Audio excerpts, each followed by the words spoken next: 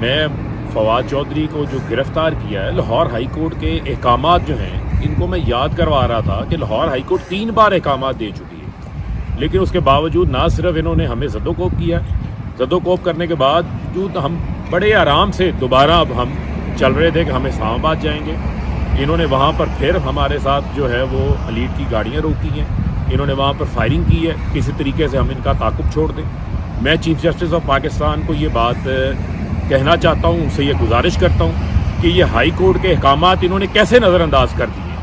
کیسے کوئی اتنا طاقتور ہو گیا ہے جو اپنے آپ کو ہائی کورٹ سے بڑا سمجھتا ہے، ہائی کورٹ سے طاقتور سمجھتا ہے۔ یہ چیف جسٹس آف پاکستان کی یہ ذمہ داری ہے کہ اس کے اوپر سو موٹو نوٹس لیں اور یہ میک شور کریں کہ جنہوں نے توہین عدالت کی ہے ان کو کیفر کردار تک پہنچائیں۔ یہ ہر عام شہری کا حق ہے،